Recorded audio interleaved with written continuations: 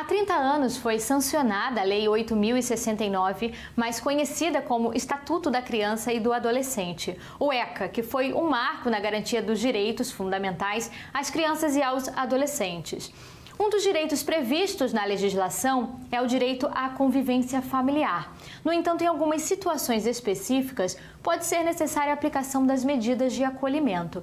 Para acompanhar de perto a implementação das diretrizes e políticas voltadas à população infanto-juvenil no estado do Rio de Janeiro, o CAU Infância e Juventude do MPRJ tem um trabalho amplo. Inclusive, possui um sistema online de monitoramento da situação sociojurídica de crianças e adolescentes em situação de acolhimento. Para falar sobre essa temática, nós vamos contar com a participação do promotor de justiça, Rodrigo Medina. Ele que é o coordenador do Centro de Apoio Operacional das Promotorias de Justiça da Infância e Juventude em matéria não infracional. Olá, doutor Medina, muito obrigada pela participação do senhor no nosso MP Cidadão. Olá, Juliana, cumprimento a você e todos que estão nos assistindo hoje. Doutor Medina, eu já aproveito para iniciar essa entrevista pedindo para o senhor explicar um pouquinho para o público de casa, o que é o módulo Criança e Adolescente, o que ele faz, o MCA. Bom, o Módulo Criança e Adolescente, MCA, é um sistema online do Ministério Público do Estado do Rio de Janeiro que acompanha a situação sociojurídica de crianças e adolescentes em acolhimento em todo o Estado. É um sistema que foi criado com o objetivo de dar visibilidade a crianças e adolescentes acolhidos e também permitir uma democratização da informação sobre o acolhimento.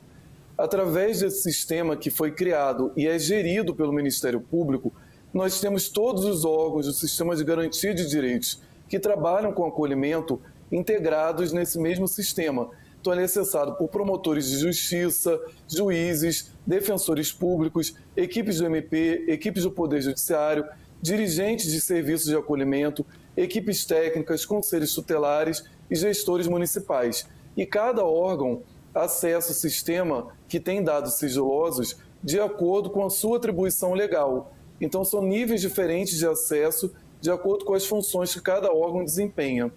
Esse sistema ele existe desde 2007, em 2008 ele ganhou o prêmio Inovare e em 2013 ele recebeu uma menção honrosa no prêmio do CNMP. Ele foi criado no âmbito do Ministério Público pela Procuradora de Justiça aposentada, doutora Rosa Carneiro, pela doutora Maria Amélia Barreto, que é Procuradora de Justiça da Infância e da Juventude, e pela Promotora de Justiça Liana Barros.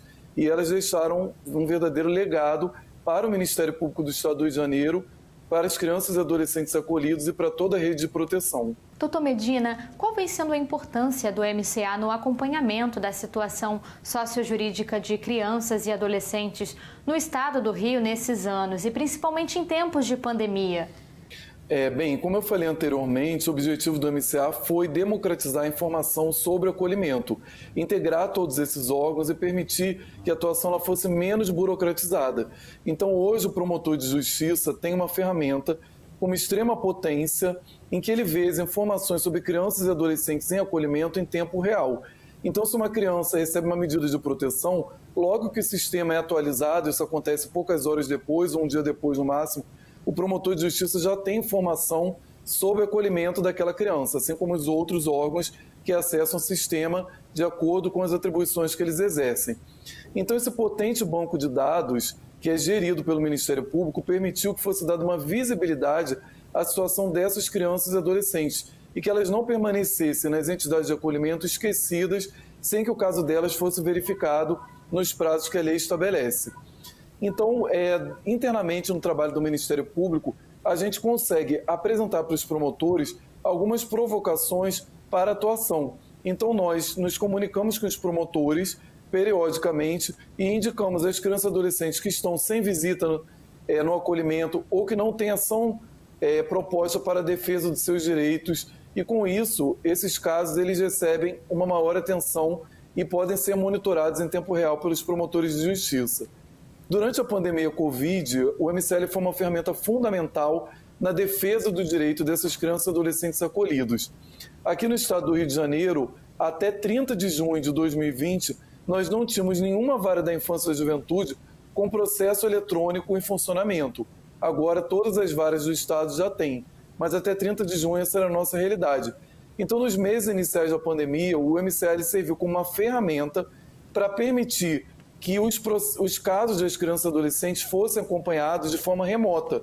Então, o cartório da Vara da Infância não estava funcionando, o Poder Judiciário estava funcionando em regime de plantão nas diversas regiões do Estado, e com o MCA, juízes e promotores puderam acompanhar a situação dessas crianças acolhidas, mesmo com os processos com a tramitação suspensa temporariamente. Então, assim, foi uma ferramenta que auxiliou muito no trabalho e permitiu, inclusive, que no mês de abril fossem realizadas as reavaliações de medida, que em abril e outubro nós realizamos as audiências que nós chamamos de concentrada, em que nós reavaliamos todos os casos de cada criança e adolescente acolhido no Estado. Então, em abril, no auge da pandemia, bem no início da pandemia, os serviços ainda estavam se reorganizando para essa nova realidade, e o MCA foi uma ferramenta que permitiu que todos aqueles que trabalham com acolhimento consultassem a base de dados do MP, que é uma base alimentada desde 2007, e pudessem tomar as decisões nos casos individuais de crianças e adolescentes.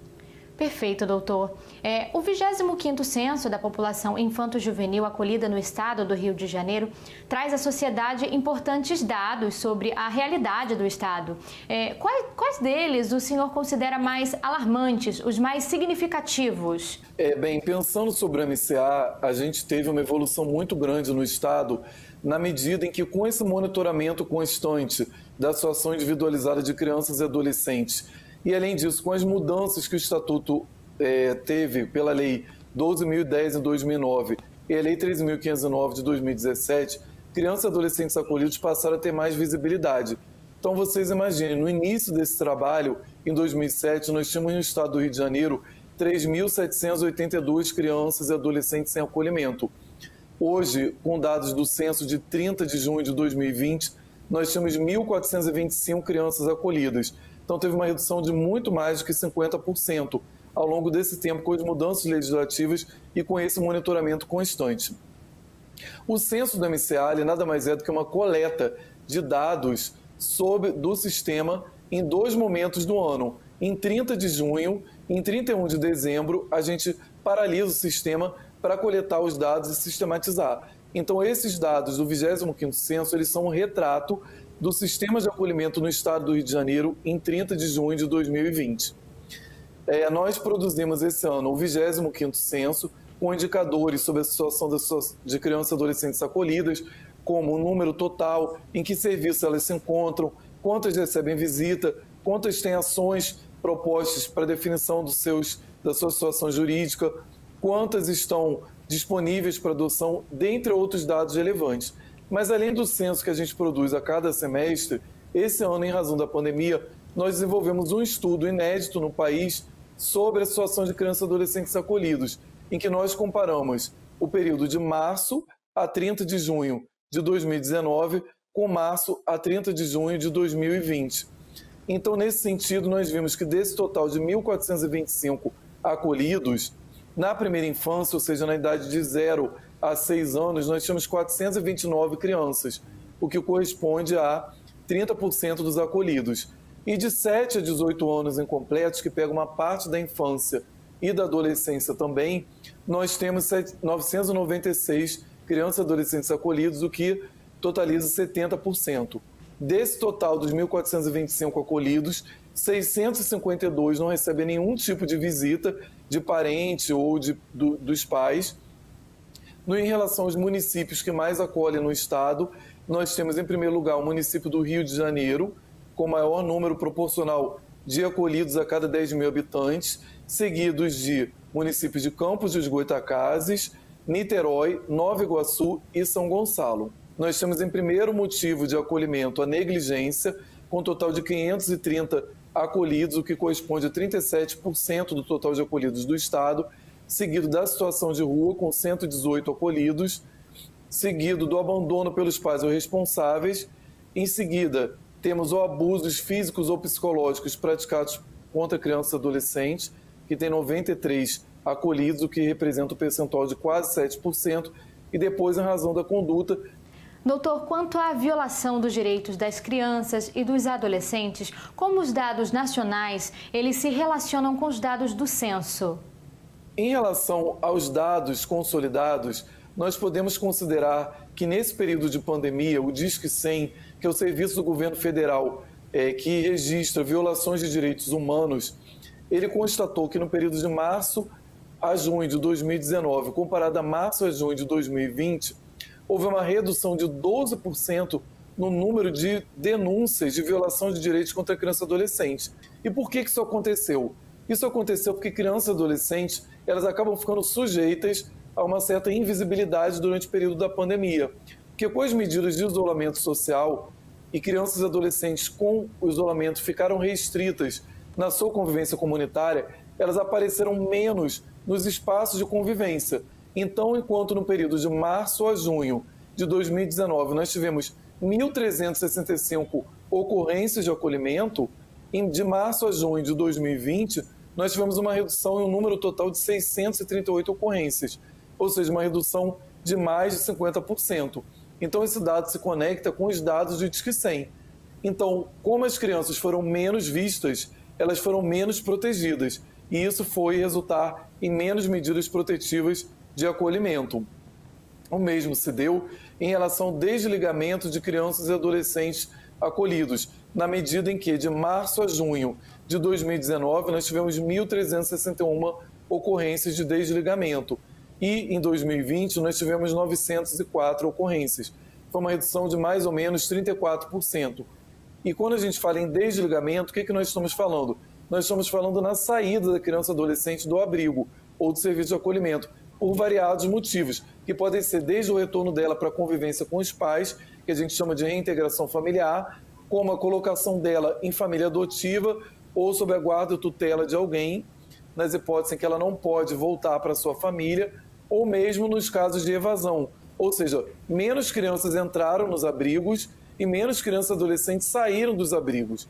E essa saída até ela tem que ser contextualizada, porque todas as orientações nacionais do Conselho Nacional de Justiça, do CNMP, do Ministério da Mulher, Família e Direitos Humanos e do Ministério da Cidadania foram no sentido da criança e adolescente serem retiradas desse ambiente coletivo que era o serviço de acolhimento. E isso não se deu na prática, pelo menos aqui no estado do Rio de Janeiro. Por quê? A maioria dessas crianças e adolescentes elas permaneceram acolhidas. Ainda comentando os dados do censo, nós podemos constatar que houve uma redução no número de acolhimentos também nas regiões do estado do Rio de Janeiro. Então, a gente teve uma redução de cerca de 50% de acolhimentos na capital, 72% na região metropolitana. Em relação à faixa etária, a gente vê que as crianças e as crianças pequenas, da primeira infância de 0 a 6 anos, elas tiveram uma redução grande no número de acolhimentos, mais ou menos 50% se a gente comparar março a junho de 2019 com março a junho de 2020. E, por fim, o que a gente constatou também foi que houve um aumento pequeno em relação à modalidade do acolhimento familiar. Doutor Medina, o que o senhor pode nos adiantar sobre o MCA 2.0 e que necessidade levou à evolução do módulo? Como ele está sendo desenvolvido? O que o senhor acha que mudará com essa nova versão? Então, o primeiro sistema mais acessado de todos no Ministério Público do Estado do Rio de Janeiro é o MCA, considerando o número total de acessos, seguido do Quero uma Família, que é o nosso sistema de adoções necessárias. E que quem não conhece também pode acessar e conhecer os nossos projetos. Mas o MCA 2.0 ele surge a partir de uma reflexão sobre a necessidade de modernização do sistema. Então, embora o sistema funcione muito bem desde 2007, ele não está compatível com a linguagem e a tecnologia utilizada nos demais sistemas do Ministério Público. Então, em razão disso, o CAU Infância e Juventude apresentou à Administração Superior do MP essa proposta de modernização do MCA, criando esse novo MCA, que seria o MCA 2.0. Então, como o MCA é um sistema democrático, da mesma forma nós pensamos essas alterações de forma totalmente democrática. Então, no ano de 2018, nós realizamos diversos workshops com os diversos órgãos que acessam o sistema. Então, nós fizemos dinâmicas com o serviço de acolhimento, com conselheiros tutelares, com promotores de justiça, com equipes técnicas do Poder Judiciário, e ouvimos de cada um desses segmentos de usuários do sistema o que eles esperavam em relação ao MCA, ou seja, que mudanças eles gostariam de ver implementadas no MCA de acordo com as funções que eles desempenham nos seus trabalhos utilizando a ferramenta. Então, com base nisso, nós fizemos uma grande lista com todas as alterações, nós redesenhamos o sistema, nós pensamos no sistema como um grande portal que vai ter uma série de aberturas para os MPs estaduais. Nós estamos com uma grande expectativa. O Ministério Público do Estado do Rio de Janeiro realizou um procedimento licitatório, contratando uma fábrica de software para desenvolver essa nova ferramenta, assim como outros sistemas da casa que vão ser também alterados. Doutor Rodrigo Medina, infelizmente a nossa entrevista está terminando. Eu gostaria de agradecer novamente pela presença do senhor no MP Cidadão. Muito obrigado, Juliana, fazendo uma reflexão sobre os dados do censo. Eu queria deixar como mensagem a importância de serem feitas denúncias ao Ministério Público sobre as violações de direitos de criança e adolescente.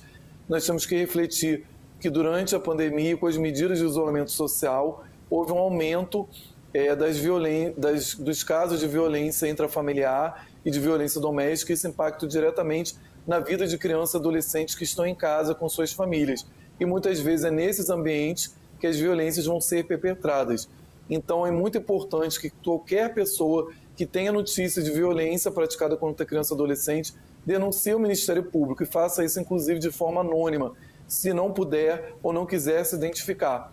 Então ela tem diversos canais à disposição, vou citar o canal da ouvidoria, ela pode ligar para o número 127, ela pode acessar o WhatsApp do Ministério Público, que é o 993-663-100, 993-663-100. Através desse canal de denúncia, ela tanto pode mandar mensagens escritas no WhatsApp do Ministério Público, como ela pode fazer ligações para esse número. E esse número, embora ele só atenda no horário de funcionamento do serviço, ele recebe denúncias durante 24 horas. Além disso, tem outras várias formas de denunciar esses casos de violência contra a criança, procurando a Promotoria da Infância e da Juventude da sua cidade, procurando também o Conselho Tutelar da sua cidade e também, como alternativa, fazendo denúncia nos demais canais. Então, assim, o importante é que essa denúncia chegue às autoridades, seja a delegacia, ao Conselho Tutelar ou ao promotor de justiça, para que a proteção à criança e adolescente que está com violação de seus direitos seja efetivamente realizada. Muito obrigada, doutor Rodrigo Medina.